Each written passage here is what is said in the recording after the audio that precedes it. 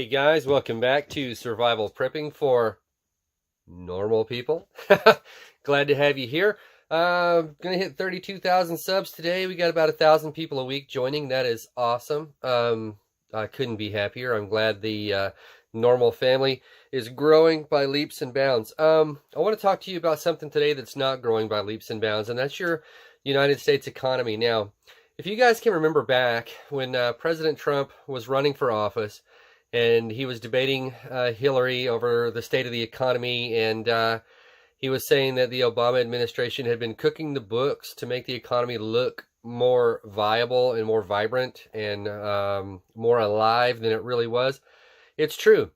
They were cooking the books. They figured out a few accounting tricks to make the numbers look better than they really were. And part of that was to bolster people's faith in the economy, because if you tell people that everything's great, then they're going to feel a little more secure about their future economic prospects, and they're going to go out and spend money, and therefore it becomes a self-fulfilling prophecy, right? Like if I say, well, the economy's looking good, it's looking good for the future, so now's a good time to go out there and buy a house, invest in different things, whatever it is that you're going to do economically that could affect others positively, let's go do it, because everything's great. So if you get enough people to believe that, if you tell them there are no sharks in the water, everybody's going to get off the sand and go swim, right? So there you go. And then it becomes a self-fulfilling prophecy, where if you get enough people to believe the economy is good and they participate, then the economy becomes good or better than it was. So anyhow, the president talked about these big, fat, ugly bubbles. And he was right. They are. But since he inherited it, what they do is they continue to cook the books to make it look good, to spur investment. And so they can say, hey, the stock market's through the roof. The stock market's not the country. The stock market is the casino where people who want to invest in the future of different corporations or whatever, they go lay their money on the roulette table and, you know, the dealer drops the ball and we see where it lands, and you either win or you don't win. So this report comes out about consumer confidence. Not so much consumer confidence, but what people spent during the Christmas season. It was down by a lot. You have retail stores going out of business now at record pace. Okay? Brick and mortar stores going out of business. And it's not because those sales were lost to internet-based companies, because the internet-based companies, their sales are down too. So for years, whenever a chain of stores like Kmart or Sears or Toys R Us or any of these people went out of business, they blamed it on internet sales. Oh, everybody's going to Amazon and ordering the stuff because you don't got to go to the store, you don't got to drive, you don't got to mess with people in the mall, you just get what you want and it's shipped to your house and it's great. But they can't hide that anymore, because the internet sales percentages are not increasing by what brick and mortar store sales are decreasing. People are buying less shit. People spent a lot less money on Christmas this year, and I knew this was going to happen, and I couldn't wait for these numbers to come out because I knew it was all bullshit. When you look at it, it just doesn't make any sense. You got empty malls all across the United States. People aren't going in there and buying stuff anymore. You've got different retailers going out of business left and right. Some of them, like Sears, have been around for over 100 years. They were the Amazon.com of their day. Okay. They're going out of business. They're trying to save it from bankruptcy, and they're going to restructure. It's going to be a shadow of its former self, and it's going to go from 2,000 to 3,000 stores to 40 or whatever. Okay, so that's the stuff they throw out there to get you to continue to believe that everything's going to be okay. Well, it's not going out of business. It's restructured. Toys R Us is coming back. Yeah, in like 50 locations. If there was a city of 50,000 or more, they had a store there. Those are all gone. It's going to come back in like 50 locations. Whoop-de-fucking-do. It's still bullshit. Okay, so Christmas sales were down by almost 2%. Internet sales for the holiday period were down by almost 2%. That's a lot. Okay, when they're saying the economy's growing and it's booming and all these people are back to work, yeah, they're back to work. 20 hours a week at Jack in the Box, another 20 hours a week at Taco Bell, cutting the grass, picking up cans on the side of the road. People are doing whatever they can to survive, but they're not coming back to jobs that can support their family. Do you know that 63% of the people in the United States who work cannot afford a middle-class lifestyle? Okay, which means they don't have the 3-bedroom house. They don't have 2.5 kids. They don't have 2 cars. And let's talk about cars for a second. Last month, 7 million people with auto loans in the United States were 90 days behind on their payments or more. Okay, in the United States, your typical finance company will not repossess a vehicle until it becomes 90 days delinquent. There's all kinds of rules and laws about that shit. It's just like getting evicted from your house or your apartment or whatever. Well, once you're 90 days delinquent, they consider you to be in default on the loan. You're not going to pay it back. And they come and take the vehicle. Now, at the height of the financial crisis after 2008, 1.5 million people were 90 days late or more on their vehicle loan, which means now the problem is more than 3 times worse than it was in 2009 after the 2008 crash. Automakers are scaling back the number of products that they're offering. So what they've done, and it's a really cool trick, to get people to keep the company alive, they got rid of some of their cheaper cars, their less expensive models, and you were only able to buy the more expensive models. Look at all the ones they've cut out of their lineup, okay? It's not the big high dollar stuff. Oh, no. They want to have those out there, because if they're selling less cars and less volume, well, then you go boutique, right? Boutique stores, they charge a lot for their shit because they don't sell as much. So they don't make up the profits on volume. They make it up on each individual sale. The automakers are doing the same thing. And for those of you watching around the world who don't really understand American culture, I'm going to tell you something very important and why this number is so scary. Because 90% of the United States, we don't have mass transit. We don't have public transportation. We don't have trams. We don't have trains. We don't have subways. A lot of places don't even have taxi companies. Yeah, you got Uber and Lyft and all that now. And here's something else. Those people are making record money. Why? Because people don't have cars. Okay? They're getting repoed. Now, 7 million people who have an auto loan are 90 days more delinquent on their loans. How about the people who are 1 or 2 months behind? It's probably 3 to 4 times larger than that number. And why is that number so important if you are an American? Most people have to drive to work. If you don't have a car, you don't have a job. If you don't have a job, you have no place to live, you have nothing to eat. So the likelihood that a person would just say, I don't feel like paying my car payment is very low. A person's more likely to skip on their rent. A person is more likely not to pay their credit cards. A person is more likely not to pay their utility bills than not have a vehicle. Because a vehicle is more than just a mode of transportation. It's the way you stay alive. It's how you feed yourself and take care of your family. If you can't get to work, nothing else matters. Because without a job, without income, nothing happens. So I don't know about you guys, but when these numbers came out, it scared the living shit out of me. Even though I kind of had the feeling that we were being lied to and the books are continually cooked. Okay, the president said something during the State of the Union. 167 million Americans are at work. That's great.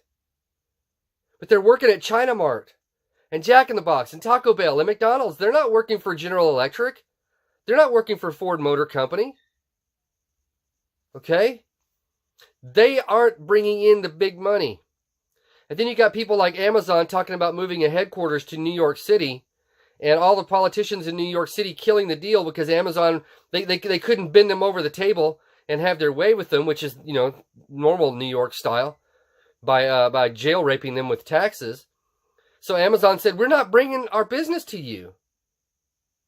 Okay, so they were going to give Amazon all kinds of tax breaks, right? To bring in these 25,000 high-paying jobs. The average pay of those 25,000 people was like 110 grand. That's some serious money. That's a serious injection into a local economy because those people go to the local grocery stores. Those people go to the local movie theaters. Those people go to the China Mart and the Taco Bell and the McDonald's and keep those other people working. It would have been a boom for New York City. But people who have businesses there already got a little upset, and they should. Because they said, why in the hell are you giving these guys all these tax breaks? And, I'm getting treated like a $2 hooker in Thailand here. I'm getting passed around the room. And they have a good point. They have an excellent point. It's bullshit. But because they're so tax hungry and greedy, they killed the golden goose. Amazon's like, well, we'll just put our headquarters in Birmingham, Alabama, or Memphis, Tennessee, or whatever it was they said. I guarantee you, taxes are a lot lower there. And the people are just as educated and just as willing to work. And so wherever they end up, that local economy is going to be spurred. Okay, but that's just one example. That's not happening all across the United States. So, what's really going on? When they say 167 million people are working, that's great. Out of a country of almost 400 million people, do the math.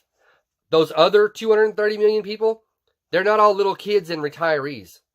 There's a lot of people in there that don't have a job at all. Because if you work 1 hour a week and you get paid, you're considered an employee. You're considered a worker.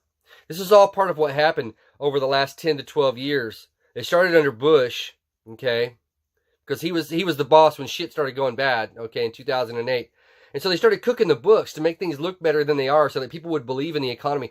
Do you know that since 2008, our government has spent $12 trillion? Do you know that if the government hadn't spent $12 trillion on all kinds of infrastructure projects and loans and all this kind of shit, that the United States and the rest of the world, okay, by association, would be in the worst economic decline, not since the Great Depression, since 1177 BC, when you had a global economic collapse.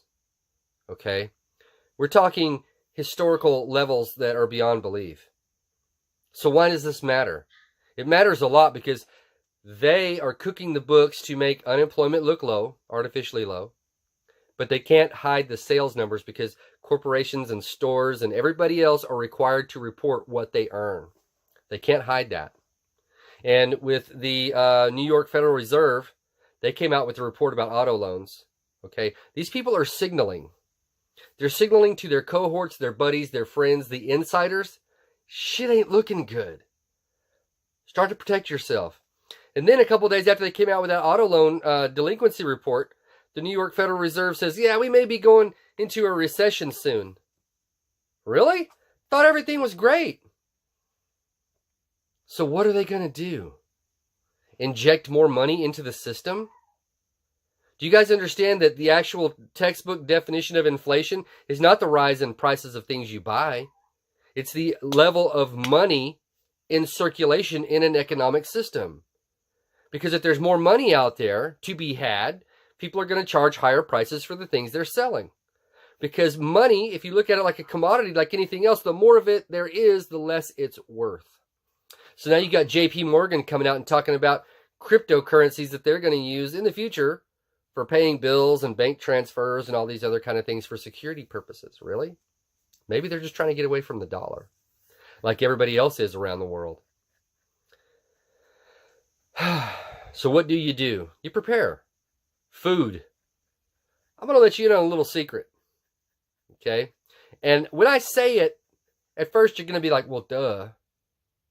And then the more you think about it, it's going to gain a lot more weight in your mind. It's going to be a lot more serious than the implications initially. Land and food will never be cheaper for the rest of your life than it is right now. So when people ask, well, what should you do to be prepared for the long term? Okay, if you want to invest in precious metals, that's fine. But what you have to understand about precious metals is,